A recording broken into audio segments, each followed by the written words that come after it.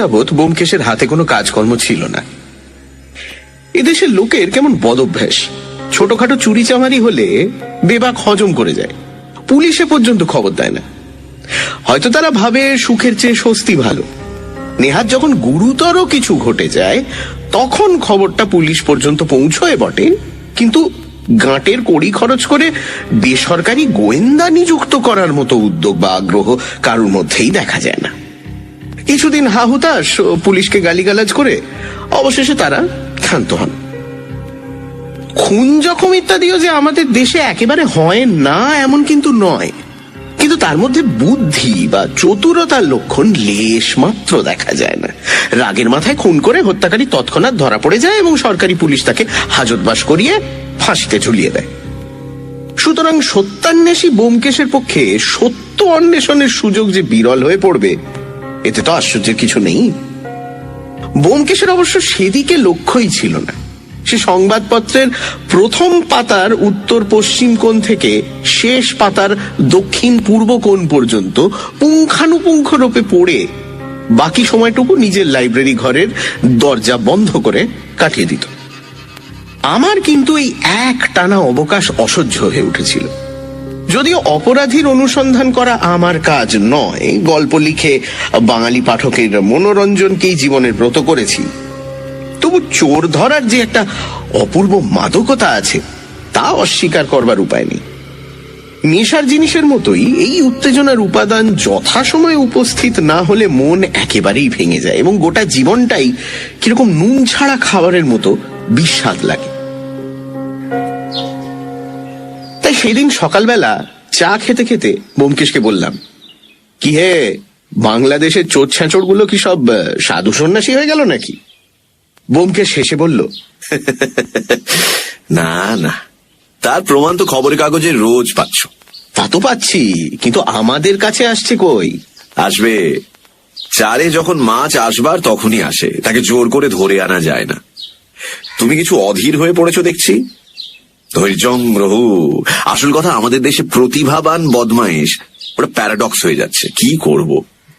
দোষ আমার নয়, দোষ তোমাদের দিনাহিনা পিছুটি নয় না বঙ্গভাষার। প্রতিভাবান বদমাইশ খুব অল্পই আছে। পুলিশ কোর্টের রিপোর্টে যাদের নাম দেখতে পাও তারা তো চুনোপুঁটি। যারা গভীর জলের মাছ তারা কদাচিৎ চারে এসে ঘাই মারেন। আমি তাঁদেরই খেলিয়ে তুলতে চাই। জানো তো, যে পুকুরে দু চারটে বড় বড় রুই কাতলা আছে সেই পুকুরে ছিপ ফেলেই শিকারীর আনন্দ। তোমার উপমাগুলো থেকে বেজায় আষ্টে গন্ধ বেরোচ্ছে। মনস্তত্ত্ববিদ যদি কেউ এখানে থাকতেন তিনি নির্ভয়ে বলে দিতেন যে তুমি সত্যান্বেষণ ছেড়ে শীঘ্রই মাছের ব্যবসা আরম্ভ করবে। তাহলে মনস্তত্ত্ববিদ মহাশয় নিদারুণ ভুল করতেন। যে লোক মাছের সম্বন্ধে গবেষণা করে সে জলচর জীবের কখনো নাম শোনেনি। এই হচ্ছে আজকালকার নতুন বিধি। তোমরা আধুনিক গল্প লেখকের দল এই কথাটাই আজকাল প্রমাণ করছো, বুঝলে? ভাই, আমরা ঘরের খেয়ে বনের মোষ তাড়াই, প্রতিদানের আশা না করে শুধু আনন্দ যোগাই। তবু কি তোমাদের মন ওঠে না? এর বেশি যদি চাও তাহলে নগদ কিছু ছাড়তে হবে। বলে ডাক পিয়ন প্রবেশ করল। আমাদের জীবনে ডাক পিয়নের সমাগম এতই কম যে মুহূর্ত মধ্যে সাহিত্যিক জীবনের দুঃখ দীনতা ভুলে গেলাম। গলা বাড়িয়ে দেখলাম একখানা ইনশোর করা খাম ব্যোমকেশের নামে এসেছে। খাম ছিঁড়ে ব্যোমকেশ যখন চিঠি বের করলো তখন কৌতূহল আরো বেড়ে গেল। ব্রঞ্জ ব্লু কালিতে ছাপা মনোগ্রাম যুক্ত পুরু কাগজে লেখা চিঠি এবং সেই সঙ্গে পেন দিয়ে আঁটা একটা 100 টাকার নোট। চিঠিটি ছোট। ব্যোমকেশ পড়ে হাসি মুখে আমার হাতে দিয়ে বলল, এই নাও, গুরুতর ব্যাপার। উত্তরবঙ্গের বনেদি জমিদার বাড়িতে রোমাঞ্চকর রহস্যের আবির্ভাব। সেই রহস্য উদ্ঘাটিত করবার জন্য জোর তাগাদা এসেছে। পত্রপাঠ যাওয়া চাই, এমনকি 100 টাকা আগাম গাড়ি ভাড়া পর্যন্ত এসে হাজির। চিঠির শিরোনামে কোন এক বিখ্যাত জমিদারি স্টেটের নাম। জমিদার স্বয়ং চিঠি লেখেননি, তার সেক্রেটারি ইংরেজিতে টাইপ করে যা লিখেছেন তার সারমর্ম এই: প্রিয় মহাশয়, কুমার শ্রী ত্রিদিবেন্দ্র নারায়ণ রায় মহাশয় কর্তৃক আদিষ্ট হইয়া আমি আপনাকে জানাইতেছি যে তিনি আপনার নাম শুনিয়াছেন একটি বিশেষ জরুরি কার্যে তিনি আপনার সাহায্য ও পরামর্শ লইতে ইচ্ছা করেন। অতএব আপনি অবিলম্বে এখানে আসিয়া তাহার সহিত সাক্ষাৎ করিলে বাধিত হইব। পথখরচের জন্য 100 টাকার নোট এই সঙ্গে পাঠাইলাম। আপনি কোন ট্রেনে আসিতেছেন তার করিয়া দিলে স্টেশনে গাড়ি উপস্থিত থাকিবে। ইতি। চিঠি থেকে আর কোনো তথ্য সংগ্রহ করা গেল না। চিঠি ফিরিয়ে দিয়ে বললাম, তাই তো হে, ব্যাপার তো সত্যি গুরুতর ঠেকছে। জরুরি কাজটি কি চিঠির কাগজ বা ছাপার হরফ থেকে তা কিছু অনুমান করতে পারলে? তোমার তো আবার ওসব বিদ্যা আছে। কিছু না, তবে আমাদের দেশের জমিদার বাবুদের যতদূর জানি, খুব সম্ভব কুমার ত্রিদিবেন্দ্র নারায়ণ বাহাদুর রাতে স্বপ্নে দেখেছেন যে তার পোষা হাতিটি পাশের জমিদার চুরি করে নিয়ে গেছে। তাই ভয় পেয়ে তিনি গোয়েন্দা তলব করেছেন। না, অতটা নয়। দেখছো না, একেবারে গোড়াতেই এতগুলো টাকা খরচ করে ফেলেছে। ভেতরে নিশ্চয়ই কোনো বড় রকম গোলমাল আছে। ওইটে তোমাদের ভুল। বড় লোক রুগী হলে মনে করো ব্যাধিও বড় রকম হবে।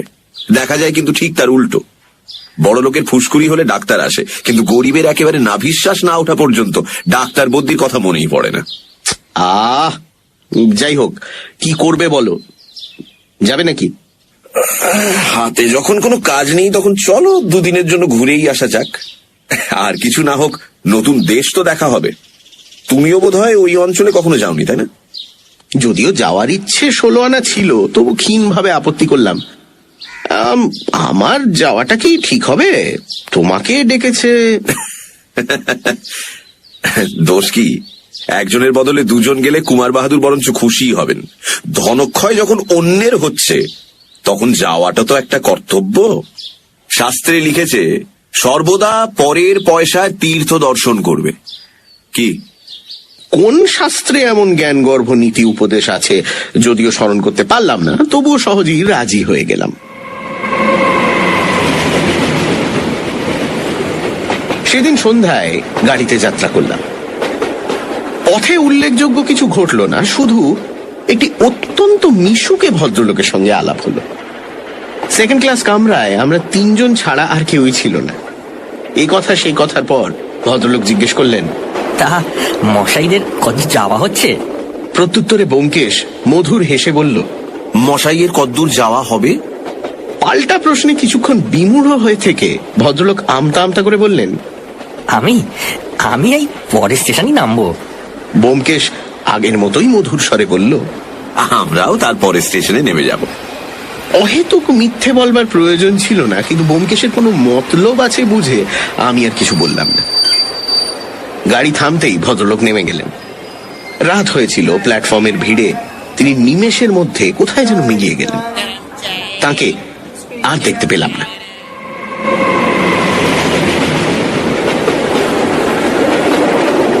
স্টেশনের পর জানলার কাঁচ নামিয়ে বাইরে গলা বাড়িয়েছি, হঠাৎ দেখলাম পাশের একটা ইন্টার ক্লাসের কামরার জানলায় মাথা বাইরে করে ভদ্রলোকটি আমাদের গাড়ির দিকেই তাকিয়ে আছেন।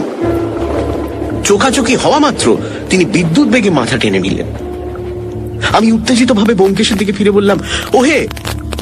ব্যোমকেশ বলল, জানি জানি ভদ্রলোক পাশের গাড়িতে উঠেছেন। ব্যাপার যতটা তুচ্ছ মনে করেছিলাম দেখছি তা নয়। ভালোই। তারপর প্রায় প্রতি স্টেশনেই জানলা দিয়ে গলা বাড়িয়ে দেখেছি, কিন্তু সে ভদ্রলোকের চুলের টিকি পর্যন্ত দেখতে পাইনি।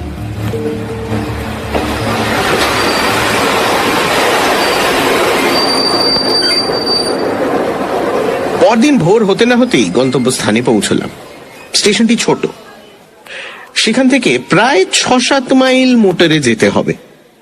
একখানি দামি মোটর নিয়ে জমিদারের একজন কর্মচারী উপস্থিত ছিলেন।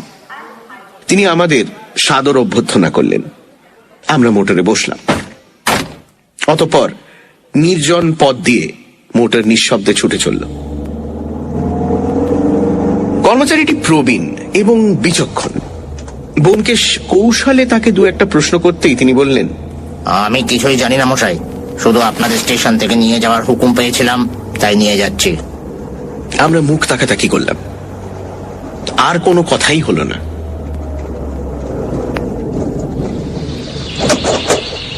পরে জমিদার বাড়িতে পৌঁছে দেখলাম সে এক এলাহি কাণ্ড। মাঠের মাঝখানে যেন ইন্দ্রপুরী বসেছে। প্রকাণ্ড সাবেক 5 মহল ইমারত, তাকে ঘিরে প্রায় 30-40 বিঘে জমির ওপর বাগান, হট হাউস, পুকুর, টেনিস কোর্ট, কাছারি বাড়ি, অতিথিশালা, পোস্ট অফিস, আরো কত কি। চারিদিকে লস্কর, পেয়াদা, গোমস্তা, সরকার খাতক, প্রজার ভিড় লেগেই রয়েছে। আমাদের মোটর বাড়ির সামনে থামতেই প্রাইভেট সেক্রেটারি নিজে এসে আমাদের সমাদর করে ভেতরে নিয়ে গেলেন। একটা আস্ত মহল আমাদের জন্য নির্দিষ্ট করা হয়েছে। সেক্রেটারি বললেন, আপনারা মুখ হাত ধুয়ে জলযোগ করে নিন, ততক্ষণে কুমার বাহাদুরও আপনাদের সঙ্গে দেখা করবার জন্য তৈরি হয়ে যাবেন। চান সেরে বাইরে বেরোতেই প্রচুর জলখাবার এসে উপস্থিত হলো। তার যথারীতি ধ্বংস সাধন করে তৃপ্ত মনে একটি সিগারেট ধরিয়েছি, এমন সময় সেক্রেটারি এসে বললেন, কুমার বাহাদুর লাইব্রেরি ঘরে আপনাদের জন্য অপেক্ষা করছেন, আমার সঙ্গে আসুন। আমরা উঠে তাকে অনুসরণ করলাম। রাজকার্যে যাচ্ছি এমন একটি ভাব নিয়ে লাইব্রেরি ঘরে প্রবেশ করলাম। কুমার ত্রিদিবেন্দ্র নারায়ণ নাম থেকে আরম্ভ করে সব বিষয়ে বিরাট আড়ম্বর দেখে মনের মধ্যে কুমার বাহাদুর সম্বন্ধে একটা গুরুগম্ভীর ধারণা জন্মেছিল, কিন্তু তার সামনে উপস্থিত হয়ে সে ভ্রম ঘুচে গেল। দেখলাম আমাদেরই মতো সাধারণ পাঞ্জাবি পরা একটি হাসিমুখ যুবা পুরুষ, ফর্সা সুশ্রী চেহারা, ব্যবহারে তিলমাত্র আড়ম্বর নেই। আমরা যেতেই চেয়ার থেকে উঠে আগেই হাত তুলে নমস্কার করলেন। নমস্কার। পলকের জন্য একটু দ্বিধা করে ব্যোমকেশকে বললেন, আপনি ব্যোমকেশ বাবু? আচ্ছা, আসুন। ব্যোমকেশ আমাকে পরিচিত করিয়ে দিয়ে বলল, ইনি আমার বন্ধু সহকারী এবং ভবিষ্যৎ জীবনী লেখক, তাই ওকে সহজে কাছছাড়া করি না। কুমার ত্রিদিব হেসে বললেন, আশা করি আপনার জীবনী লেখার প্রয়োজন এখনো অনেক দূরে। অজিত বাবু এসেছেন, আমি ভারী খুশি হয়েছি, কারণ প্রধানত ওর লেখার ভেতর দিয়েই আপনার নামের সঙ্গে আমাদের পরিচয়। আসুন। উৎফুল্ল হয়ে উঠলাম।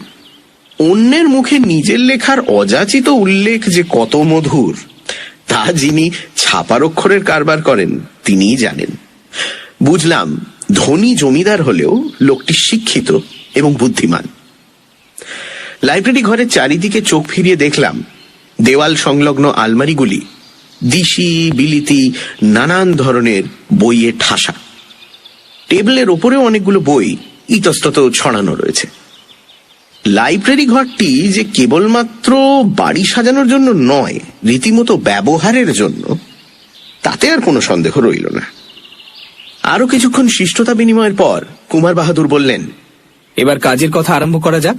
সেক্রেটারিকে হুকুম দিলেন, শোনো, তুমি এখন যেতে পারো, তবে লক্ষ্য রেখো এই ঘরে যেন কেউ না ঢোকে। সেক্রেটারি সন্তর্পণে দরজা বন্ধ করে বেরিয়ে গেল। কুমার ত্রিদিব চেয়ারে ঝুঁকে বসে বললেন, আপনাদের যে কাজের জন্য এত কষ্ট দিয়ে ডেকে আনিয়েছি, সে কাজ যেমন গুরুতর তেমনি গোপনীয়।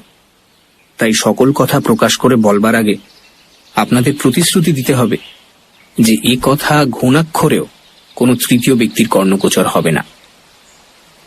এত সাবধানতার কারণ এই ব্যাপারের সঙ্গে আমাদের বংশের মর্যাদা জড়ানো রয়েছে। ব্যোমকেশ বলল, দেখুন, প্রতিশ্রুতি দেবার কোনো দরকার আছে বলে মনে করি না। একজন মক্কেলের গুপ্ত কথা অন্য লোককে বলা আমাদের ব্যবসার রীতি নয়। হ্যাঁ, কিন্তু আপনি যখন প্রতিশ্রুতি চান তখন দিতে কোনো বাধাও নেই। কিভাবে প্রতিশ্রুতি দিতে হবে বলুন? তামা তুলসীর দরকার নেই, আপনাদের মুখের কথাই যথেষ্ট। আমি একটু দ্বিধায় পড়লাম। বললাম, গল্প ছলেও কি কোনো কথা প্রকাশ করা যাবে না? না, এ সম্বন্ধে কোনো আলোচনাই চলবে না। হয়তো একটা ভালো গল্পের মশলা হাতছাড়া হয়ে গেল, এই ভেবে মনে মনে দীর্ঘশ্বাস ফেললাম। আপনি নির্ভয়ে বলুন, আমরা কোনো কথা প্রকাশ করব না। কুমার ত্রিদিব কিছুক্ষণ চুপ করে রইলেন, যেন কিভাবে কথাটা আরম্ভ করবেন তাই ভেবে পাচ্ছেন না। তারপর বললেন, আমাদের বংশে যেসব সাবেককালের হীরা জহরত আছে সে সম্বন্ধে বোধহয় আপনি কিছু জানেন না। কিছু কিছু জানি। আপনাদের বংশে একটি হীরা আছে যার তুল্য হীরা বাংলাদেশে আর দ্বিতীয়টি নেই। তার নাম সীমন্ত হীরা। আপনি আপনি জানেন? বাহ, তাহলে এই কথাও জানেন বোধহয় যে গত মাসে কলকাতায় যে রত্ন প্রদর্শনী হয়েছিল তাতে ওই হীরা দেখানো হয়েছিল, আপনি জানেন? হ্যাঁ জানি, কিন্তু দুর্ভাগ্যবশত সেই হীরা চোখে দেখার সুযোগ হয়নি। সে সুযোগ আর কখনো হবে কিনা জানি না। হীরাটা চুরি গেছে। চুরি গেছে? হ্যাঁ, সেই সম্পর্কেই আপনাকে আনিয়েছি। ঘটনাটা শুরু থেকে বলি, শুনুন। আপনি নিশ্চয়ই জানেন আমাদের এই জমিদার বংশ অতি প্রাচীন কাল থেকে চলে আসছে। 12 ভূঁইয়ারও আগে পাঠান বাদশাদের আমলে আমাদের আদি পূর্বপুরুষ এই জমিদারি অর্জন করেন। সোজা কথায় বলতে গেলে তিনি একজন দুর্দান্ত ডাকাতের সর্দার ছিলেন। নিজের বাহুবলে সম্পত্তি লাভ করে পরে বাদশার কাছ থেকে সনন্দ আদায় করেন। সেই বাদশাহী সনন্দ এখনো আমাদের কাছে বর্তমান আছে। হ্যাঁ, এখন আমাদের অনেক অধঃপতন হয়েছে। চিরস্থায়ী বন্দোবস্তের আগে আমাদের রাজা উপাধি ছিল। এই সীমন্ত হীরা আমাদের আদি পূর্বপুরুষের সময় থেকে পুরুষানুক্রমে এই বংশে চলে আসছে। একটা প্রবাদ আছে যে এই হীরা যতদিন আমাদের কাছে থাকবে ততদিন বংশের কোনো অনিষ্ট হবে না, কিন্তু হীরা যদি কোনো রকমে হস্তান্তরিত হয় তাহলে এক পুরুষের মধ্যেই বংশলোপ হয়ে যাবে। একটু থেমে কুমার আবার বলতে লাগলেন, জমিদারের জ্যেষ্ঠ পুত্র জমিদারির উত্তরাধিকারী হয়, এই হচ্ছে আমাদের বংশের চিরাচরিত লোকাচার। কনিষ্ঠরা কেবল বাবুয়ান বা ভরণ পোষণ পান। এই সূত্রে 2 বছর আগে আমার বাবার মৃত্যুর পর আমি জমিদারি পেয়েছি। আমি বাপের একমাত্র সন্তান। আমার এক কাকা আছেন, তিনি বাবুয়ান স্বরূপ 3000 টাকা জমিদারি থেকে পেয়ে থাকেন। এ তো গেল গল্পের ভূমিকা। এবার হীরা চুরির ঘটনাটা বলি। রত্ন প্রদর্শনীতে আমার হীরা এক্সিবিট করবার নিমন্ত্রণ যখন এলো তখন আমি নিজে স্পেশাল ট্রেনে করে সেই হীরা কলকাতা নিয়ে গেলাম। কলকাতায় পৌঁছে হীরাখানা প্রদর্শনীর কর্তৃপক্ষের কাছে জমা করে দেবার পর তবে নিশ্চিন্ত হলাম। আপনারা নিশ্চয়ই জানেন এই প্রদর্শনীতে বরোদা, হায়দ্রাবাদ, পাটিয়ালা প্রভৃতি রাজবংশের খানদানি জহরত সব প্রদর্শিত হয়েছিল। প্রদর্শনের কর্তা ছিলেন স্বয়ং গভর্নমেন্ট, সুতরাং সেখান থেকে হীরা চুরি যাবার কোনো ভয় ছিল না। তাছাড়া যে গ্লাস কেসে আমার হীরা রাখা হয়েছিল তার চাবি কেবল আমার কাছেই ছিল। 7 দিন ধরে এক্সিবিশন চলল।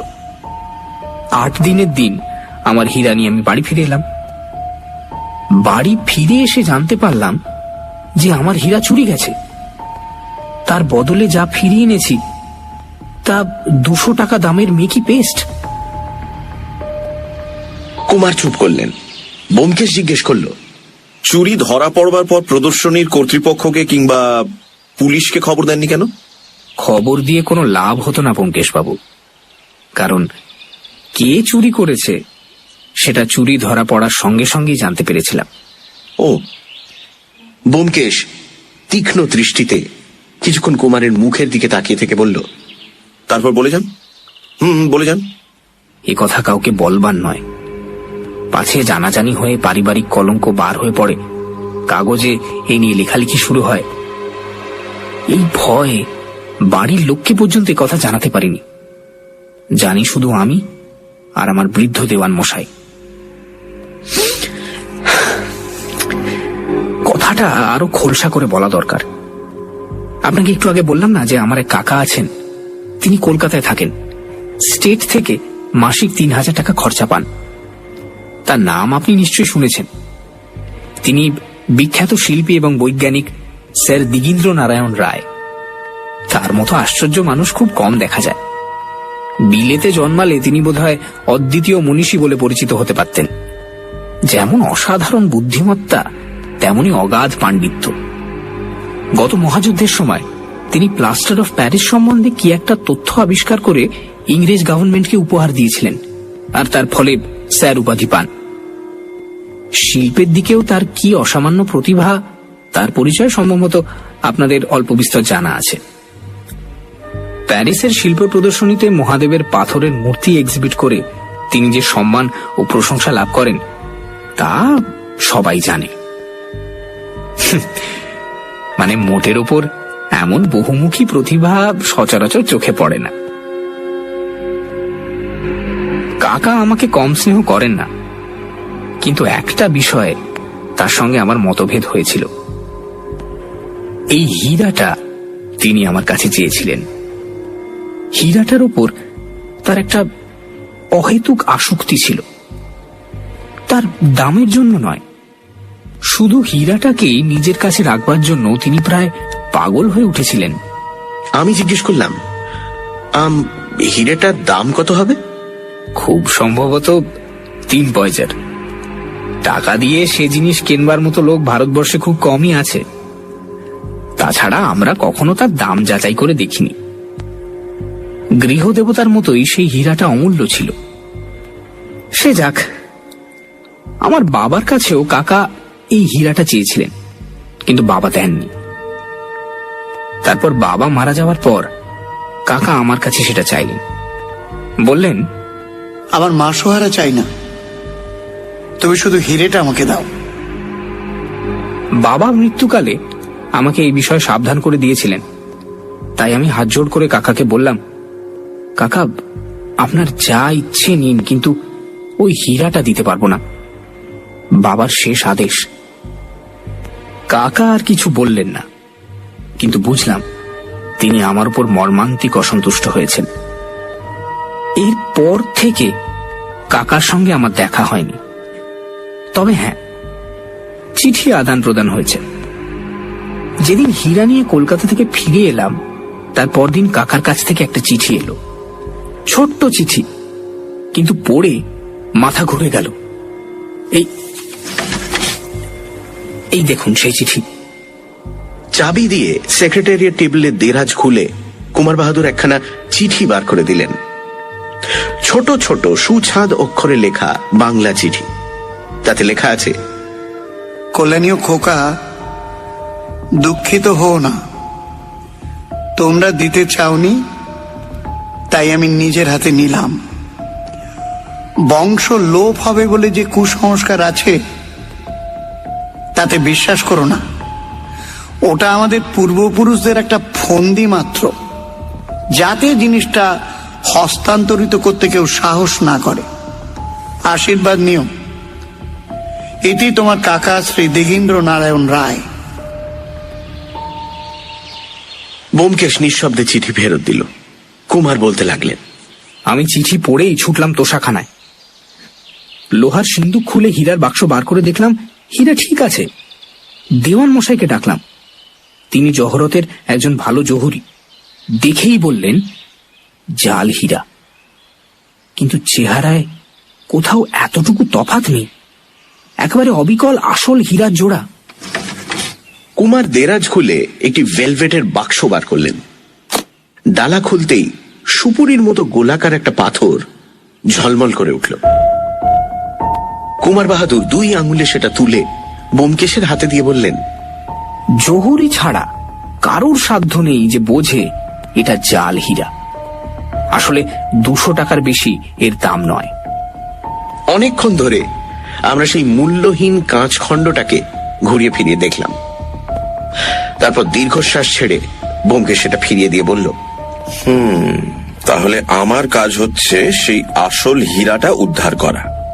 স্থির দৃষ্টিতে তার দিকে তাকিয়ে থেকে কুমার বললেন, হ্যাঁ, কেমন করে হীরা চুরি গেল সে নিয়ে মাথা ঘামাবার কোনো দরকার নেই। আমি শুধু আমার হীরাটা ফেরত চাই। যেমন করে হোক, যে উপায় হোক, আমার সীমন্ত হীরা আমাকে ফিরিয়ে এনে দিতেই হবে। খরচের জন্য ভাবনা করবেন না। যত টাকা লাগে, সে যদি 20,000 টাকাও হয়, তাও দিতে আমি পিছুপা হব না, এটা জানবেন। শুধু একটা শর্ত, কোন রকমে এ কথা যেন খবরের কাগজে না ওঠে। তো কবে নাগাদ হীরাটা পেলে আপনি খুশি হবেন?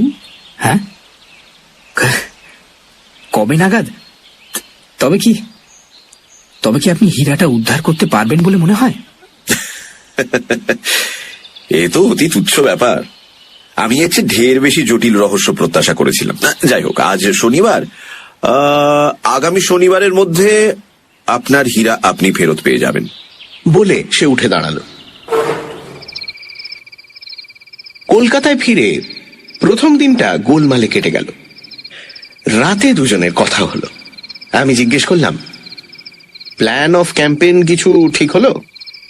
না, আগে বাড়িটা দেখে কিছু সংবাদ সংগ্রহ করা যাক, তারপর না হয় প্ল্যান স্থির করা যাবে। হিরেটা কি বাড়িতেই আছে মনে হয়? নিশ্চয়ই। যে জিনিসের মোহে খুড়োমশাই শেষ বয়সে ভাইপোর সম্পত্তি চুরি করেছেন, সে জিনিস তিনি এক মুহূর্তের জন্য কাটছাড়া করবেন না। আমাদের শুধু জানা দরকার কোথায় তিনি সেটা রেখেছেন।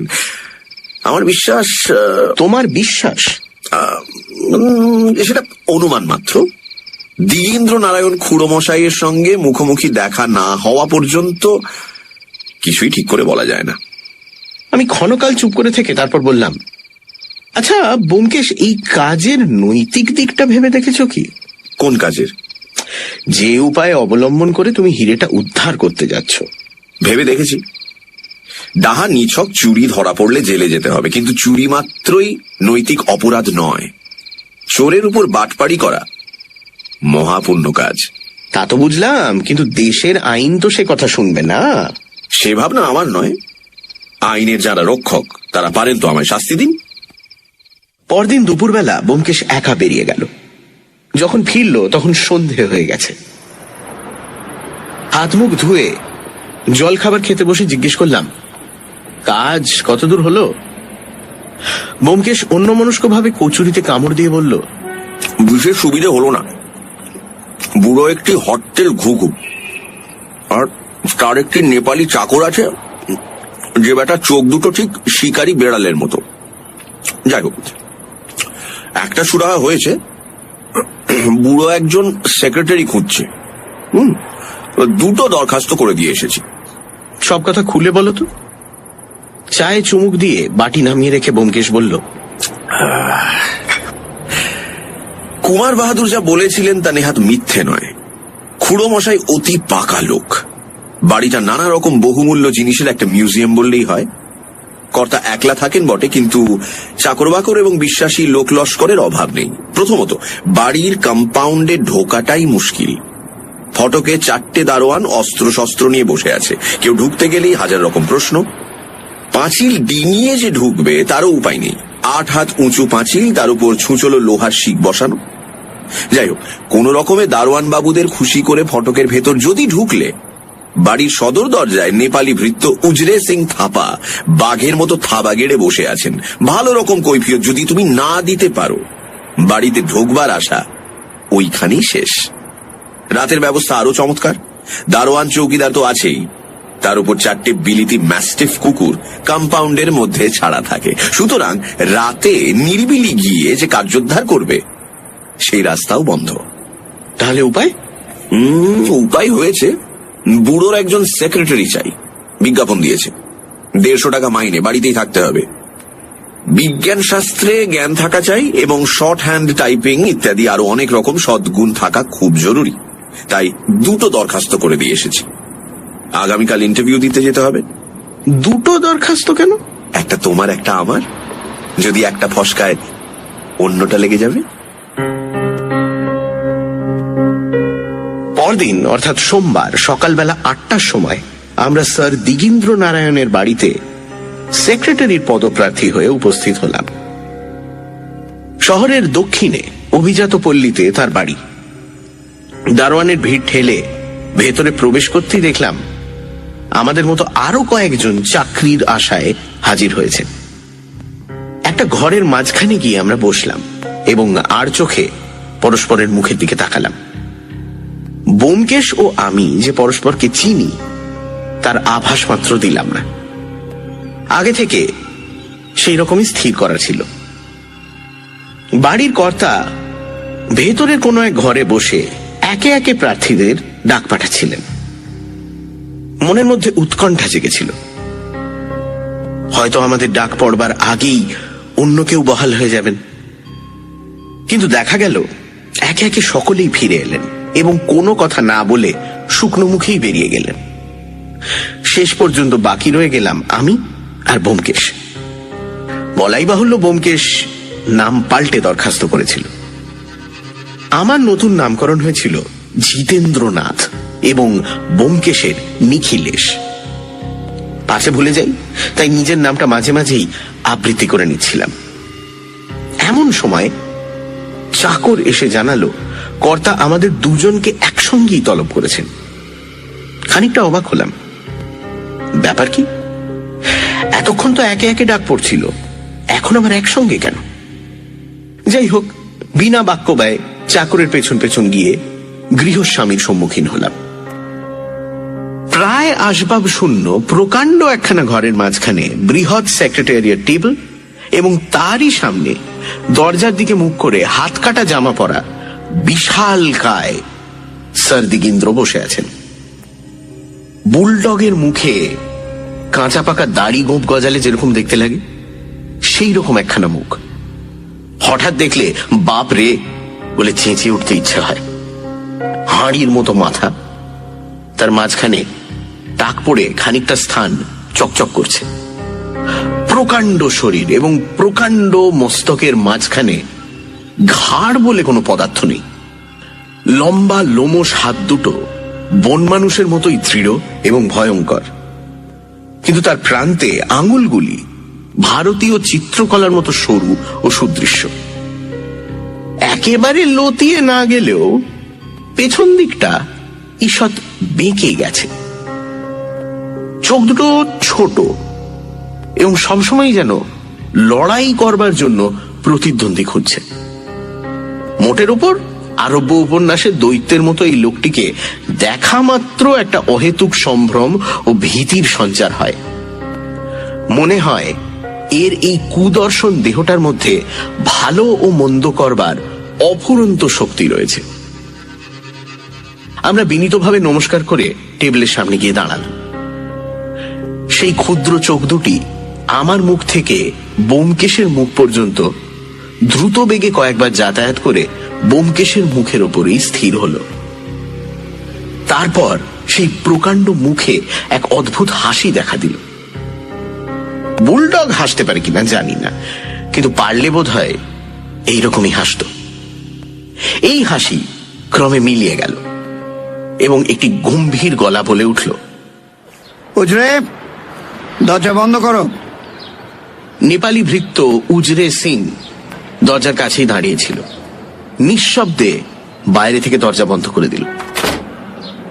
কর্তা তখন টেবিলের ওপর থেকে আমাদের দরখাস্ত দুটো তুলে নিয়ে বললেন, কার নাম নিখিলেশ? ব্যোমকেশ বলল, আগে আমার। তুমি নিখিলেশ, তুমি জিতেন্দ্রনাথ। তোমরা দুজনে শলা করে দরখাস্ত করেছো। আগে আমি তো ওকে চিনি না। বটে, চেনো না? দরখাস্ত পড়ে তোমার অন্যরকম মনে হয়েছিল। যা হোক, তুমি এমএসসি পাশ করেছো। আগে হ্যাঁ। কোন ইউনিভার্সিটি থেকে? ক্যালকাটা ইউনিভার্সিটি থেকে। ক্যালকাটা ইউনিভার্সিটি থেকে। কোন সালে পাশ করেছো? সভায় দেখলাম বইখানা ইউনিভার্সিটি মুদ্রিত প্রত্যেক বছর পরীক্ষায় পাশ করা ছাত্রদের নামের তালিকা। আমার কপাল ঘেমে উঠল। এই রে, এইবার বুঝি সব ফেঁসে যায়। ব্যোমকেশ কিন্তু নির্লিপ্ত স্বরে বলল, আগে এই বছর মাসখানেক আগে রেজাল্ট বেরিয়েছে। হাঁপ ছেড়ে বাঁচলাম। যাক, একটা ভাড়া তো কাটলো। এবছরের নামের তালিকা এখনো ছেপে বের হয়নি। কর্তা ব্যর্থ হয়ে বই রেখে দিলেন। তারপর আরো কিছুক্ষণ ব্যোমকেশের উপর কঠোর জেরা চলল, কিন্তু বৃদ্ধ তাকে টলাতে পারলেন না। শর্ট হ্যান্ড পরীক্ষাতেও যখন সে সহজেই উত্তীর্ণ হলো, তখন কর্তা সন্তুষ্ট হয়ে বললেন, বেশ, তোমাকে দিয়ে আমার কাজ চলতে পারে, তুমি বসো। ব্যোমকেশ বসল। কর্তা খানিকক্ষণ ভুরু কুঁচকে টেবিলের দিকে তাকিয়ে রইলেন। তারপর হঠাৎ আমার মুখের দিকে তাকিয়ে বললেন, অজিত বাবু। আগে।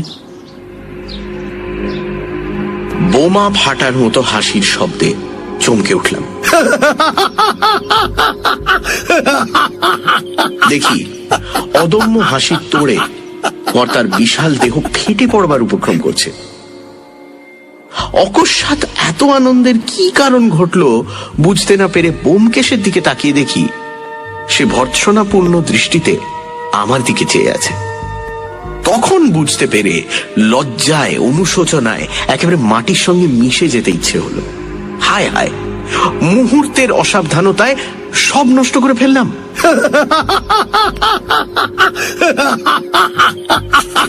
কর্তার হাসি সহজে থামল না। কড়িবর্গা কাঁপিয়ে প্রায় 5 মিনিট ধরে এক টানা চলল। তারপর চোখ মুছে আমার ম্রিয়মান মুখের দিকে তাকিয়ে তিনি বললেন, লজ্জিত হও না, লজ্জিত হও না। আমার কাছে ধরা পড়া তোমাদের পক্ষে কিছু মাত্র লজ্জার কথা নয়, কিন্তু বালক হয়ে তোমরা আমাকে ঠকাবে মনে করেছিলে। এতে আমার ভারী আমোদ বোধ হচ্ছে। আমরা নির্বাক হয়ে রইলাম। কর্তা ব্যোমকেশের দিকে কিছুক্ষণ তাকিয়ে থেকে বললেন, ব্যোমকেশ বাবু, তোমার কাছ থেকে আমি এতটা নির্বুদ্ধিতা প্রত্যাশা করিনি। তুমি ছেলে মানুষ বটে, কিন্তু তোমার করটির গঠন থেকে বুঝতে পারছি তোমার মাথায় কিছু বুদ্ধি আছে। কলির মধ্যে অন্তত 55 আউন্স ব্রেন ম্যাটার রয়েছে। তবে ব্রেন ম্যাটার থাকলেই তো শুধু হয় না, কনভলিউশনের উপর সব নির্ভর করে। হনু আর চোয়াল উঁচু, মৃদঙ্গ মুখ, বাঁকা নাক, কটু বুদ্ধি, একগুঁয়ে ইনটিউশনটা খুব বেশি, রিজনিং পাওয়ার মন্দ, তবে ডেভেলপ নয়, এখনো ম্যাচিওর করেনি। বলছি যে মোটের উপর বুদ্ধির বেশ শৃঙ্খলা আছে। তোমাকে বুদ্ধিমান বলা চলে। আমার মনে হলো যেন জীবন্ত ব্যোমকেশের সব কাটা ছেঁড়া হচ্ছে। তার মস্তিষ্ককে কেটে ছিঁড়ে ওজন করে তার মূল্য নির্ধারণ করা হচ্ছে, এবং আমি দাঁড়িয়ে তা দেখছি। সগত চিন্তা পরিত্যাগ করে তিনি বললেন, আমার মাথায় কতখানি মস্তিষ্ক আছে জানো? 60 আউন্স। তোমার চেয়ে 5 আউন্স বেশি। অর্থাৎ বন মানুষে আর সাধারণ মানুষের বুদ্ধির যতখানি তফাৎ, তোমার সঙ্গে আমার বুদ্ধির তফাৎ তার চেয়ে অনেকটা বেশি। ব্যোমকেশ নিশ্চল হয়ে বসে রইল। তার মুখে কোনো বিকার দেখা গেল না। কর্তা হো হো করে হেসে উঠলেন। তারপর হঠাৎ গম্ভীর হয়ে বললেন, খোকা তোমাকে পাঠিয়েছে একটা জিনিস চুরি করবার জন্য, কিন্তু তুমি পারবে বলে মনে হয় তোমার? এবারও ব্যোমকেশ কোনো উত্তর দিল না। তার নির্বিকার নীরবতা লক্ষ্য করে কর্তা বললেন, কে ব্যোমকেশ বাবু, একেবারে ঠান্ডা মেরে গেলে যে। বলি, এত বড় কাজ একটা হাতে নিয়েছো, পুরুত সেজে ঠাকুর চুরি করতে ঢুকেছো, তা কিরকম মনে হচ্ছে? হ্যাঁ, পারবে চুরি করতে? ব্যোমকেশ শান্ত স্বরে বলল, 7 দিনের মধ্যে কুমার বাহাদুরের জিনিস তাকে ফিরিয়ে দেব, কথা দিয়ে এসেছি। কর্তার ভীষণ মুখ ভীষণতর আকার ধারণ করল। ঘন রোমশ ভুরুগুলো কপালের ওপর যেন তাল পাকিয়ে গেল। বটে বটে, তিনি বললেন, তোমার সাহস তো কম নয় দেখছি, কিন্তু কি করে কাজ তুমি হাসিল করবে শুনি? এখনই তো তোমাদের ঘাট ধরে আমি বাড়ি থেকে বার করে দেব। তারপর কি করবে? আপনার কথা থেকে একটা খবর অন্তত পাওয়া গেল, হিরেটা বাড়িতেই আছে। হ্যাঁ আছে, কিন্তু তুমি পারবে খুঁজে নিতে? তোমার ঘটে সে বুদ্ধি আছে? ব্যোমকেশ কেবল একটু হাসল। মনে হলো এইবার বুঝি ভয়ঙ্কর একটা কিছু করবে। কর্তার কপালের শিরাগুলো ফুলে উঁচু হয়ে উঠল। দুটি চোখ অন্ধ জিঘাংসায় জলজল করতে লাগলো। হাতের কাছে অস্ত্র শস্ত্র কিছু থাকলে ব্যোমকেশের একটা ক্ষতির সম্ভাবনা ছিল। ভাগ্যক্রমে সেরকম কিছুই ছিল না। তাই সিংহ যেমন করে কেশর নাড়া দেয়, অমনি ভাবে মাথা নেড়ে কর্তা বললেন, দেখো ব্যোমকেশ বাবু, তুমি মনে করো তোমার ভারী বুদ্ধি না? তোমার মতো ডিটেকটিভ দুনিয়াতে আর নেই। বেশ বেশ, তোমাকে তাড়াবো না। এই বাড়ির মধ্যে যাতায়াত করবার অবাধ অধিকার আমি তোমায় দিলাম। যদি পারো খুঁজে বার করো সেই জিনিস। 7 দিনের মধ্যে ফিরিয়ে দেবে কথা দিয়েছো না? তোমাকে 7 বছর সময় দিলাম, করো বার করো খুঁজে, and be damned! কর্তা উঠে দাঁড়িয়ে গর্জন ছাড়লেন। উজরে সিং! উজরে সিং তৎক্ষণাৎ উপস্থিত হলো। কর্তা আমাদের দিকে আঙুল দেখিয়ে বললেন, এই বাবু দুটিকে চিনে রাখো। আমি বাড়িতে থাকি বা না থাকি, এরা এ বাড়িতে যেখানে ইচ্ছে যেতে পারেন, তুমি বাধা দিও না, বুঝলে? যাও। উজরে সিং তার নির্বিকার নেপালি মুখ ও তীর্যক চোখ আমাদের দিকে একবার ফিরিয়ে জি সাহেব, জো হুকুম বলে প্রস্থান করল। কর্তা এবার রঘুবংশের কুম্ভধর নামক সিংহের মতো হেসে বললেন, খুঁজি খুঁজি নারী, যে পায় তারি, বুঝলে হে ব্যোমকেশ চন্দর? আগে শুধু ব্যোমকেশ, চন্দ্র নেই। না রাখ, কিন্তু বুড়ো হয়ে মরে যাবে তো সেই জিনিস পাবে না, বুঝলে? দিগিন রায় যে জিনিস লুকিয়ে রাখে, সেই জিনিস খুঁজে বার করা ওই ব্যোমকেশ বক্সির কর্ম নয়। ভালো কথা, আমার লোহার সিন্ধুক ইত্যাদি চাবি যখন দরকার হবে তুমি চেয়ে নিও। তাতে অবশ্য অনেক দামি জিনিস আছে, কিন্তু তোমার উপর আমার অবিশ্বাস নেই। আমি এখন আমার স্টুডিওতে চললাম, আমাকে আজ আর বিরক্ত করো না। হ্যাঁ, আর একটা বিষয় তোমাদের সাবধান করে দিই, আমার বাড়িময় অনেক বহুমূল্য ছবি আর প্লাস্টারের মূর্তি জড়ানো আছে। হিরে খোঁজার আগ্রহে সেগুলো যদি কোনো রকমে ভেঙে নষ্ট করো, তাহলে সেই দণ্ডে কান ধরে বাড়ি থেকে বার করে দেবো। যে সুযোগ দিলাম সেটাও হারাবে। এইরকম মিষ্টি ভাবে আমাদের সম্ভাষণ করে স্যার দিগিন্দ্র ঘর থেকে বেরিয়ে গেলেন। সানডে সাসপেন্স শুধুমাত্র মির্চি 98.3-তে। গল্পের পরবর্তী অংশ ব্রেকের পর।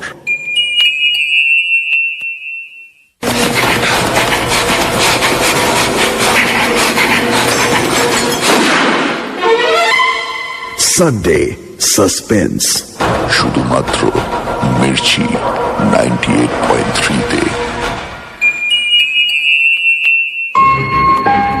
শুনছেন শরদিন্দু বন্দ্যোপাধ্যায়ের ব্যোমকেশ কাহিনী সীমন্ত হীরা।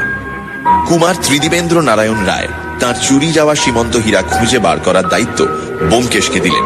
কুমার বাহাদুর এও জানালেন যে তার দৃঢ় বিশ্বাস হীরাটা তার কাকা স্যার দিগিন্দ্র নারায়ণ রায় নিয়েছেন। ব্যোমকেশ ও অজিত ছদ্মবেশ ধরে স্যার দিগিন্দ্রের বাড়ি গেলেও তাদের ধরা পড়ে যেতে দেরি হয় না।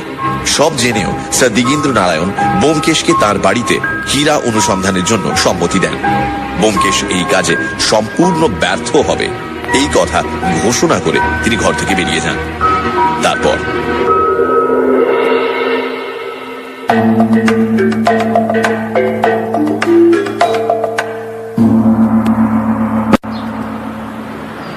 দুজনে কিছুক্ষণ মুখোমুখি বসে রইলাম। বুড়োর সঙ্গে সংঘর্ষে ব্যোমকেশও ভেতরে ভেতরে বেশ কাবু হয়েছিল, তাই ফ্যাকাশে গোছের একটু হেসে বলল, চলো বাসায় ফেরা যাক, আজ আর কিচ্ছু হবে না। অন্যকে ঠকাতে গিয়ে নিজেই ঠকে অপদস্থ হওয়ার মতো লজ্জা অল্পই আছে, তাই পরাজয় ও লাঞ্ছনার গ্লানি নীরবে বয়ে বাড়ি পৌঁছলাম। দুপেয়ালা করে চা গলা দিয়ে নামার পর কতকটা চাঙ্গা হয়ে বললাম, আমার বোকামিতেই তো সব মাটি হলো। বোকামি অবশ্য তোমার হয়েছে, কিন্তু তার জন্য ক্ষতি খুব একটা হয়নি। বুড়ো আগে থেকেই সব জানতো। আরে তোমার মনে আছে ট্রেনের সেই ভদ্রলোকটি যিনি পরের স্টেশনে নেমে যাবেন বলে পাশের গাড়িতে গিয়ে উঠেছিলেন? তিনি এরই গুপ্তচর। বুড়ো আমাদের নারী নক্ষত্র সব জানে। বুড়োর ওই মারাত্মক দুর্বলতাটুকু ছিল বলেই রক্ষে, নইলে হয়তো হাল ছেড়ে দিতে হতো। আমি সোজা হয়ে বসে বললাম, কিরকম? তোমার কি এখনো আশা আছে নাকি? বিলক্ষণ আশা আছে বই কি।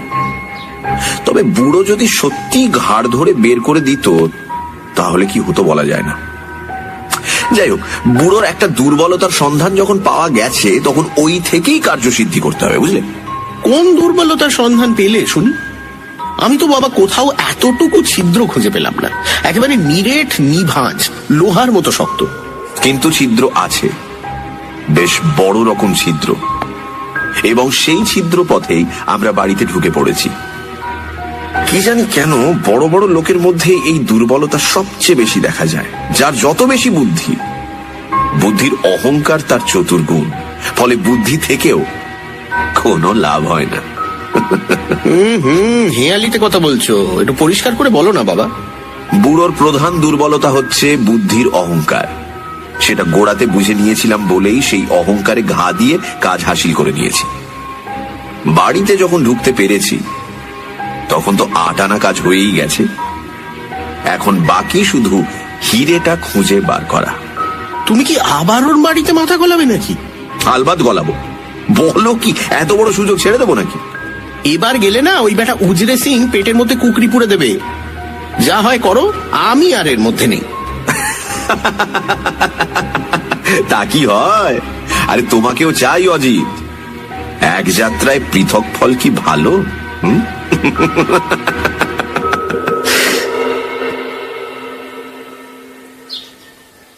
পরদিন একটু সকাল সকাল স্যার দিগেন্দ্রের বাড়ি গিয়ে উপস্থিত হলাম। বিনা টিকিটে রেলে চড়তে গেলে মনের অবস্থা যেরকম হয়, সেই রকম ভয়ে ভয়ে বাড়ির সামনে এসে দাঁড়ালাম। কিন্তু দারোয়ানরা কেউই বাধা দিল না। উজরে সিং আজ আমাদের দেখেও যেন দেখতে পেল না। বাড়িতে প্রবেশ করে ব্যোমকেশ একটা বেয়ারাকে জিজ্ঞেস করে জানতে পারল যে গৃহস্বামী স্টুডিওতে আছেন। তারপর আমাদের রত্ন অনুসন্ধান আরম্ভ হলো।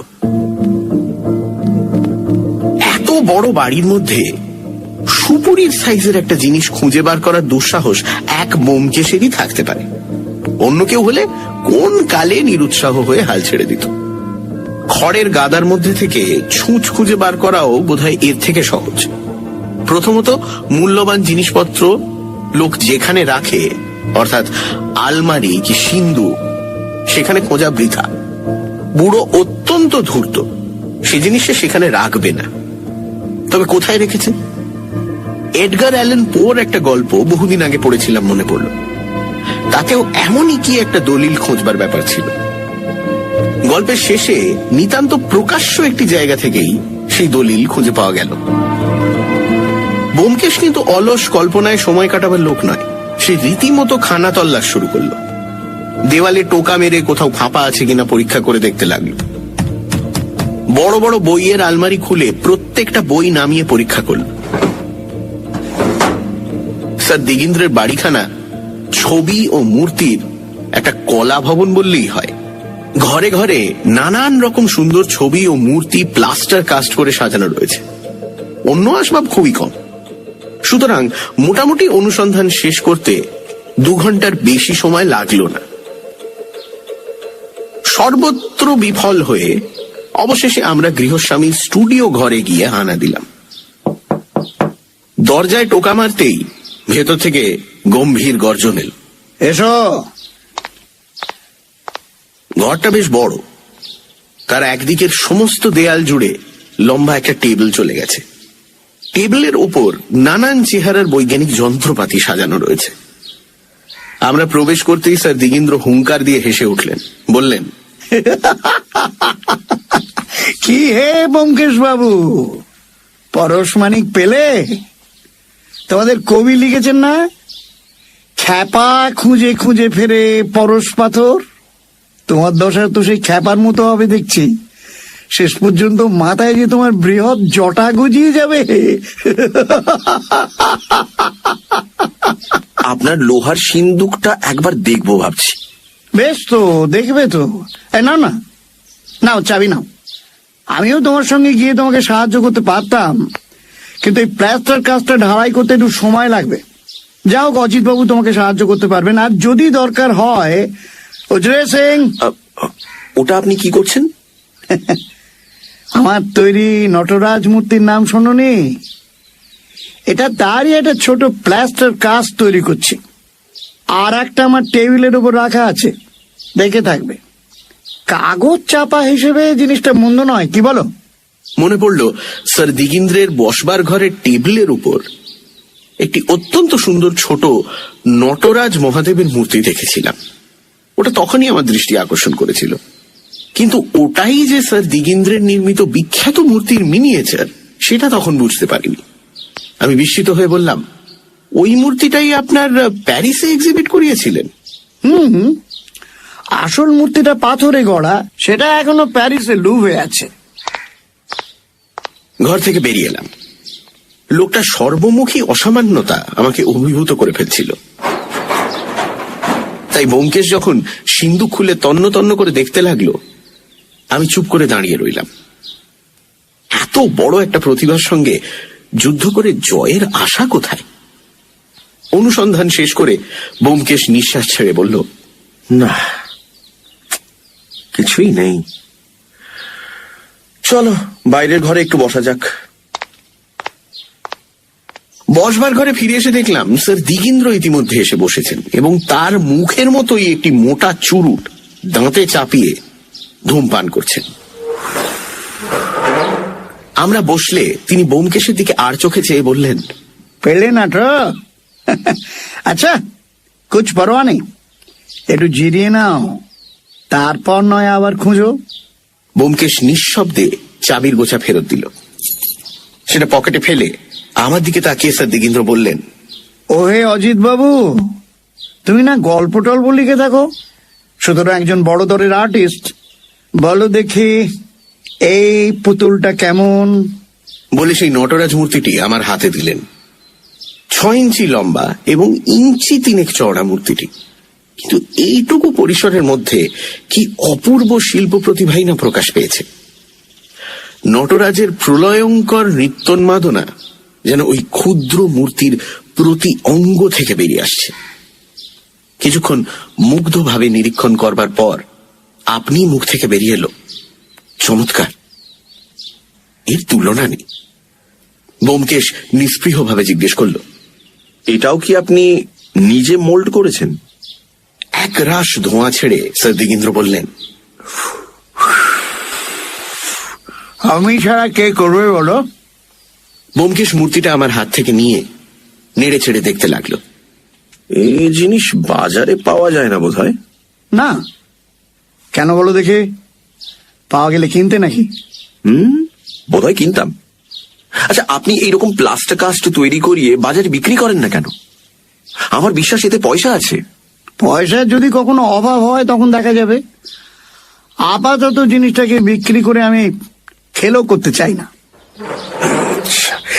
এখন তাহলে উঠি, আবার ও বেলা আসবো।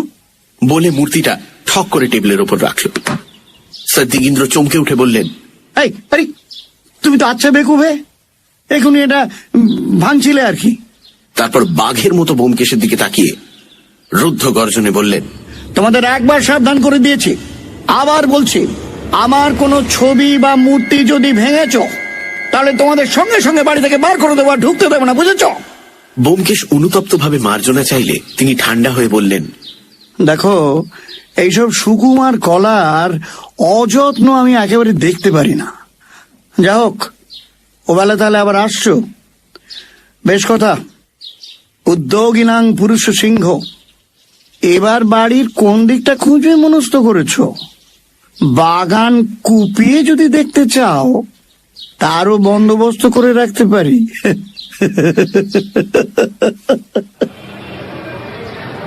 বিদ্রুপ বান বেবাক হজম করে আমরা বেরিয়ে এলাম। রাস্তায় পড়ে ব্যোমকেশ বলল, চলো, এতক্ষণে ইম্পিরিয়াল লাইব্রেরিটা নিশ্চয়ই খুলে গেছে, একবার ওদিকটা ঘুরে যাওয়া যাক, একটু দরকার আছে।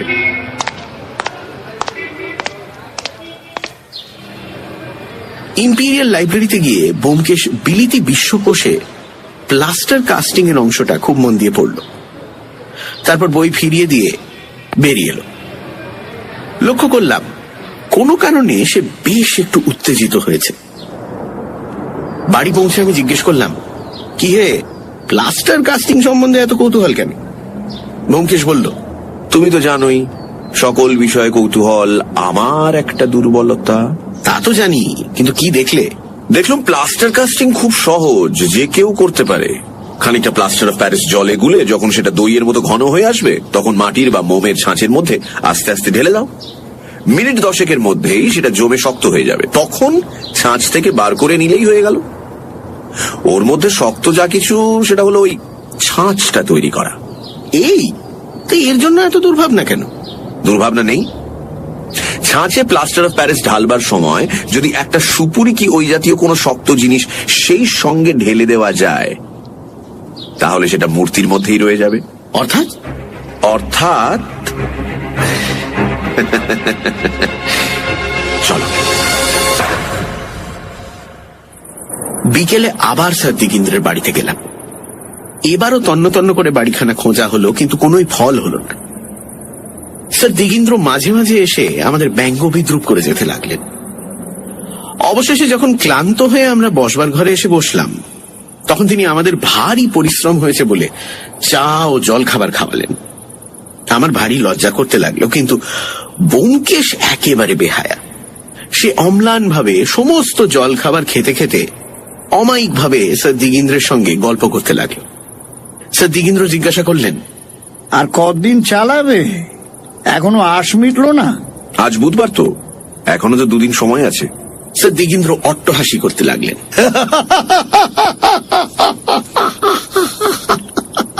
ব্যোমকেশ ভ্রুক্ষেপ না করে টেবিলের ওপর থেকে নটরাজের পুতুলটা তুলে নিয়ে জিজ্ঞেস করলো, এটা কতদিন হলো তৈরি করেছেন? ভুরু কুচকে স্যার দিগিন্দ্র চিন্তা করে বললেন, দিন 15-20 হবে। কেন? না এমনি। আচ্ছা আজ উঠি, কাল আবার আসবো, নমস্কার। বাড়ি ফিরতেই চাকর পুঁটিরাম একখানা খাম বার করে ব্যোমকেশের হাতে দিল। একজন তকমা পড়া চাপরাশি দিয়ে গেছেন। খামের ভেতর শুধু একটি ভিজিটিং কার্ড। তার এক পিঠে ছাপার অক্ষরে লেখা আছে কুমার ত্রিদিবেন্দ্র নারায়ণ রায়। অন্য পিঠে পেন্সিল দিয়ে লেখা, এইমাত্র কলকাতা পৌঁছালাম, গ্র্যান্ড হোটেলে আছি। কতদূর? ব্যোমকেশ কার্ডখানা টেবিলের এক পাশে রেখে দিয়ে আরাম কেদারায় বসে পড়ল। কড়িকাঠের দিকে চোখ তুলে চুপ করে রইল। কুমার বাহাদুর হঠাৎ এসে পড়ায় সে মনে মনে খুশি হয়নি বুঝলাম। প্রশ্ন করতে সে বলল, এক পক্ষের উৎকণ্ঠা অনেক সময় অন্য পক্ষে সঞ্চারিত হয়। কুমার বাহাদুরের আসার ফলে বুড়ো যদি ভয় পেয়ে মতলব বদলায়, তাহলেই কিন্তু সব মাটি। আবার নতুন করে কাজ আরম্ভ করতে হবে। সমস্ত সন্ধেটা সে একভাবে আরাম কেদারায় পড়ে রইল। রাতে আমরা দুজনে একই ঘরে দুটি পাশাপাশি খাটে শুতাম। বিছানায় শুয়ে অনেকক্ষণ গল্প চলত। আজ কিন্তু ব্যোমকেশ একটি কথাও বলল না। আমি কিছুক্ষণ একতরফা কথা বলে শেষে ঘুমিয়ে পড়লাম। ঘুমিয়ে স্বপ্ন দেখলাম যে আমি, ব্যোমকেশ ও স্যার দিগিন্দ্র হীরের মার্বেল দিয়ে গুলি খেলছি। মার্বেলগুলি সমস্ত ব্যোমকেশ জিতে নিয়েছে এবং স্যার দিগিন্দ্র মাটিতে পা ছড়িয়ে বসে চোখ রগড়ে রগড়ে কাঁদছেন। এমন সময় চমকে ঘুম ভেঙে গেল। চোখ খুলে দেখলাম ব্যোমকেশ অন্ধকারে আমার খাটের পাশে বসে আছে। আমার নিঃশ্বাসের শব্দে বোধহয় বুঝতে পারলো যে আমি জেগে উঠেছি। বলল, দেখো, আমার দৃঢ় বিশ্বাস হিরেটা বসবার ঘরে টেবিলের উপর কোনোখানে আছে। রাত্রি কটা? 2:30। তুমি একটা জিনিস লক্ষ্য করেছো? বুড়ো বসবার ঘরে ঢুকেই প্রথমে টেবিলের দিকে তাকায়। আমি পাশ ফিরে শুয়ে বললাম, তাকাক, তুমি এখন চোখ বুঝে শুয়ে পড়ো তো। ব্যোমকেশ নিজের মনেই বলতে লাগলো, টেবিলের দিকে তাকায় কেন? নিশ্চয়ই দেরাজের মধ্যে না, যদি থাকে তো টেবিলের উপরেই আছে। কি কি জিনিস আছে টেবিলের উপর? হাতির দাঁতের দোয়াত দান, টাইম পিস ঘড়ি, গন্ধের শিশি, কতগুলো বই, ব্লটিং প্যাড, সিগারের বাক্স, পিনকুশন, নটরাজ, কালির দোয়াত।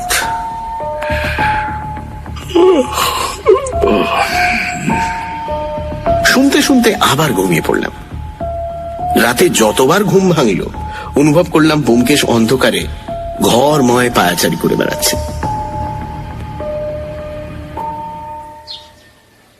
সকালে ব্যোমকেশ কুমার ত্রিদিবেন্দ্র নারায়ণকে একখানা চিঠি লিখে ডাকে পাঠিয়ে দিল। সংক্ষেপে জানালো যে চিন্তার কোনো কারণ নেই, শনিবার কোনো সময় দেখা হবে। তারপর আবার দুজনে বেরিয়ে গেলাম। ব্যোমকেশের মুখ দেখে বুঝলাম সারা রাত জেগে মনে মনে কোনো একটা ফোন দিয়ে এঁটেছে।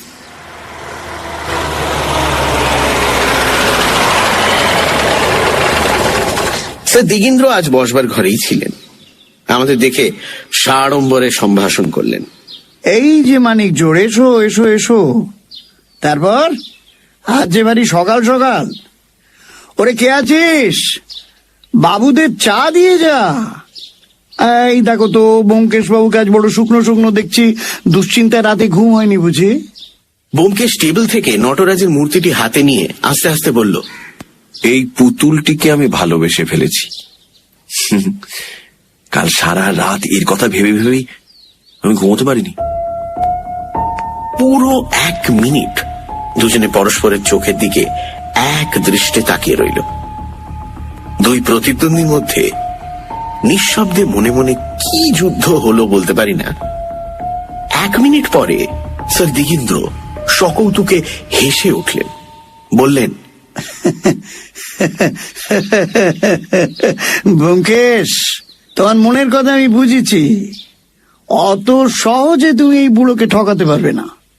ওটার জন্য রাত্রে তোমার ঘুম হয়নি বলছিলে না? বেশ বেশ, তোমাকে ওটা দান করে দিলাম। ব্যোমকেশের হতবুদ্ধি মুখের দিকে ব্যঙ্গপূর্ণ কটাক্ষ করে বললেন, কেমন হলো তো? মূর্তিটা কিন্তু দামি জিনিস, ভেঙে ওটাকে নষ্ট করো না।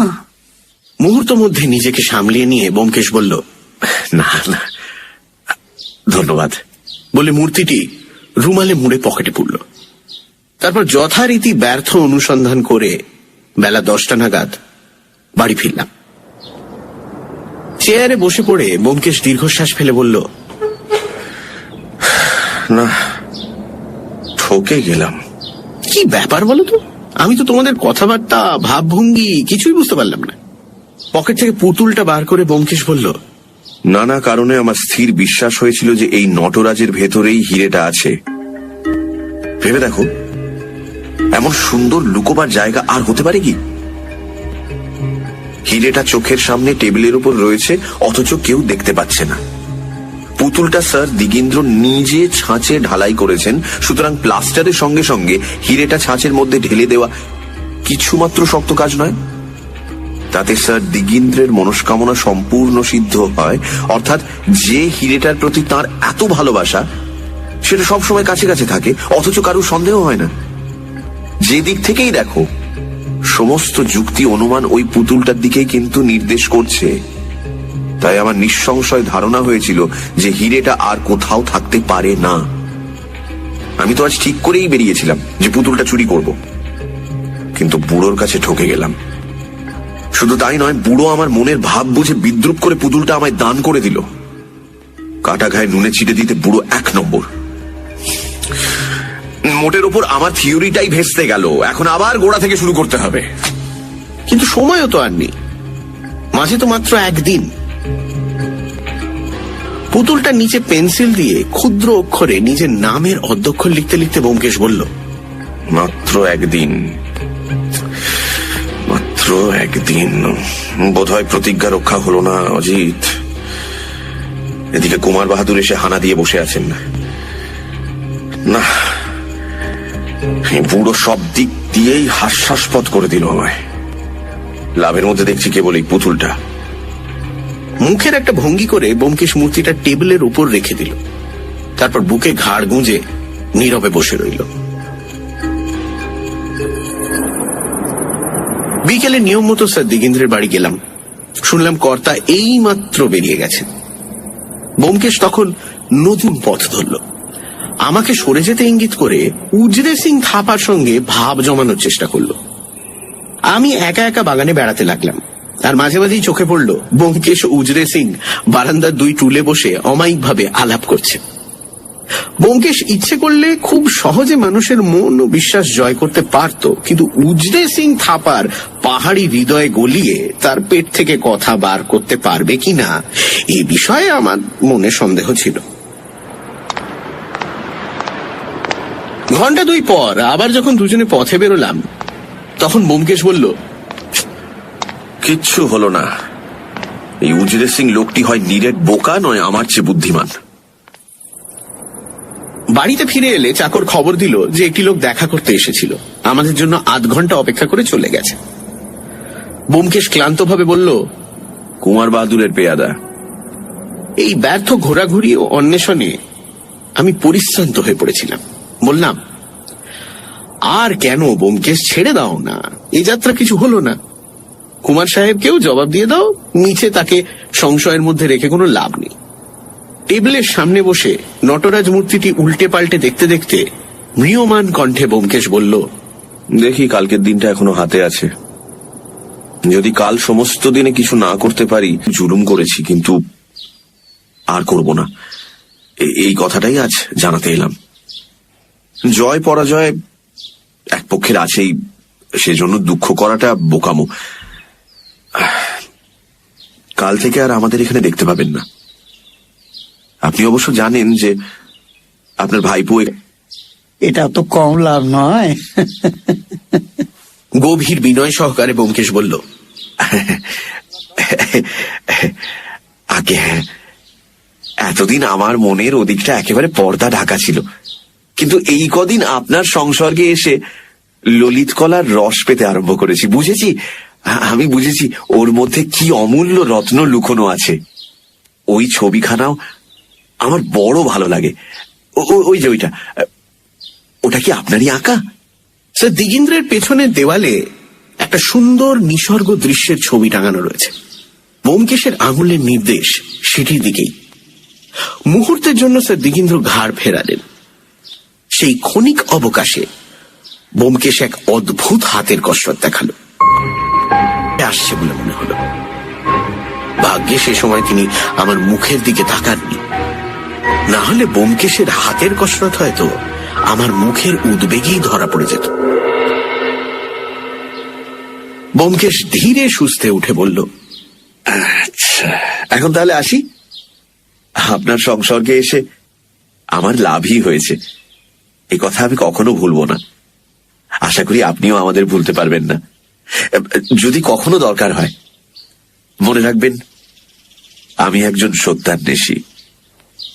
সত্যের অনুসন্ধান করাই আমার পেশা। চলো অজিত। আচ্ছা, চললুম তবে, নমস্কার। দরজার কাছে পৌঁছে একবার ফিরে দেখলাম স্যার দিগিন্দ্র ভরু কুঁচকে আমাদের দিকে চেয়ে আছেন, যেন ব্যোমকেশের কথার কোনো একটা অতি গূঢ় ইঙ্গিত বুঝি বুঝি করেও বুঝতে পারছেন না। বাড়ির বাইরে আসতেই একটা খালি ট্যাক্সি পাওয়া গেল। তাতে চড়ে বসে ব্যোমকেশ হুকুম দিল, এই গ্র্যান্ড হোটেল, চলো চলো চলো। আমি তার হাত চেপে ধরে বললাম, ব্যোমকেশ, এসব কি কাণ্ড? কি আশ্চর্য, এখনো বুঝতে পারছো না? আমি যে অনুমানটা করেছিলাম হিরেটা নটরাজের মধ্যে আছে, তা ঠিকই আন্দাজ করেছিলাম। বুড়ো বুঝতে পেরে আমাকে ধোকা দেওয়ার জন্য পুতুলটা আমাকে দিয়ে দিয়েছিল। তারপর আরেকটা ঠিক ওই রকম মূর্তি তৈরি করে কাল সন্ধেবেলা গিয়ে আসলটার সঙ্গে বদল করে এনেছিল।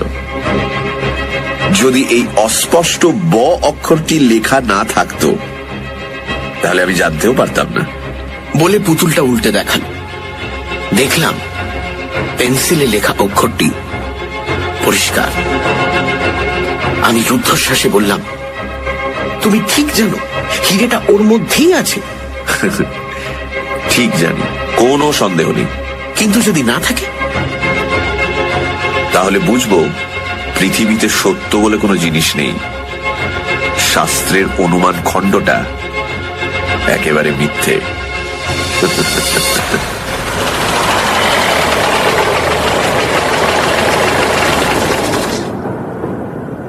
গ্র্যান্ড হোটেলে কুমার ত্রিদিবেন্দ্র একটি আস্ত সুইট ভাড়া করেছিলেন। আমরা তার বসবার ঘরে পদার্পণ করতেই তিনি দু হাত বাড়িয়ে ছুটে এলেন। কি কি কি কি হলো ব্যোমকেশ বাবু, একটু বলুন। ব্যোমকেশ নিঃশব্দে নটরাজ মূর্তিটি টেবিলের ওপর রেখে তার দিকে আঙুল নির্দেশ করে দেখালো। হতবুদ্ধি ভাবে কুমার বাহাদুর বললেন, এটা তো দেখছি কাকা নটরাজ, কিন্তু কিন্তু আমার সীমন্ত হীরা ওর মধ্যেই আছে। ওর মধ্যে? হ্যাঁ, ওরই মধ্যে। কিন্তু আপনার যাবার বন্দোবস্ত সব ঠিক আছে তো? 10:30টার সময় আপনার স্পেশাল ছাড়বে। কুমার বাহাদুর অস্থির হয়ে বললেন, আহা, কিন্তু আমি তো কিছুই বুঝতে পারছি না। ওর মধ্যে আমার সীমন্ত হীরা আছে, এটা কি কথা বলছেন আপনি? বিশ্বাস হচ্ছে না? বেশ, পরীক্ষা করে দেখুন। একটা পাথরের পেপার ওয়েট তুলে নিয়ে ব্যোমকেশ মূর্তিটার উপর সজোরে আঘাত করতেই সেটা বহু খণ্ডে চূর্ণ হয়ে গেল। এই নিন আপনার সীমন্ত হীরা। বলে ব্যোমকেশ হিরেটা তুলে ধরল। তার গায়ে তখনও প্লাস্টার লেগে রয়েছে, কিন্তু বুঝতে কোনো অসুবিধে হচ্ছে না যেটা সত্যিই হিরে। কুমার বাহাদুর ব্যোমকেশের হাত থেকে হিরেটা প্রায় কেড়ে নিলেন। কিছুক্ষণ এক দৃষ্টিতে তার দিকে তাকিয়ে থেকে তারপর মহা উল্লাসে বলে উঠলেন, হ্যাঁ হ্যাঁ, এই তো আমার সীমন্ত হীরা। এই যে এর ভেতর থেকে নীল আলো ঠিকরে বেরোচ্ছে। ব্যোমকেশ বাবু, আপনাকে কি বলে যে কৃতজ্ঞতা জানাবো আমি। কিচ্ছু বলতে হবে না, কিচ্ছু না। আপাতত যত তাড়াতাড়ি পারেন বেরিয়ে পড়ুন। খুড়ো মশাই যদি ইতিমধ্যে জানতে পারেন, তাহলে আবার হীরা হারাতে কতক্ষণ? না না না না, আমি এক্ষুনি বেরোচ্ছি। কিন্তু আপনার সে পরে হবে, সে পরে হবে। নিরাপদে বাড়ি পৌঁছে তারপর সেটার ব্যবস্থা করবেন। যান। কুমার বাহাদুরকে স্টেশনে রওনা করে দিয়ে আমরা বাড়ি ফিরলাম। আরাম কেদারায় হাত পা ছড়িয়ে দিয়ে ব্যোমকেশ পরম সার্থকতার হাসি হেসে বলল, আমি শুধু ভাবছি, বুড়ো যখন জানতে পারবে তখন কি করবে।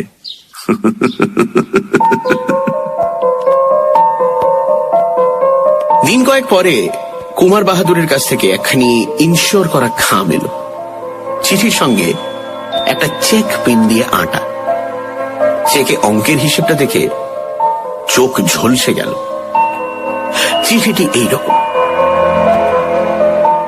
প্রিয় ব্যোমকেশ বাবু, আমার চিরন্তন কৃতজ্ঞতার চিহ্ন স্বরূপ যেটা পাঠালাম, জানি আপনার প্রতিভার তা যোগ্য নয়, তবু আশা করি আপনার অপছন্দ হবে না। ভবিষ্যতে আপনার সঙ্গে দেখা করার প্রত্যাশায় রইলাম। এবার যখন কলকাতা যাব, আপনার মুখে সমস্ত বিবরণ শুনব। অজিত বাবুকেও আমার ধন্যবাদ জানাবেন। তিনি সাহিত্যিক, সুতরাং টাকার কথা তুলে তার সাধনার অমর্যাদা করতে চাই না। হায় রে পোড়া কপালে সাহিত্যিক। কিন্তু যদি তিনি নাম ধাম বদল করে এই হীরা হরণের গল্পটা লিখতে চান, তাহলে আমার কোনো আপত্তি নেই, জানবেন। শ্রদ্ধা ও নমস্কার গ্রহণ করবেন। ইতি আপনার প্রতিভা মুগ্ধ শ্রী ত্রিদিবেন্দ্র নারায়ণ রায়।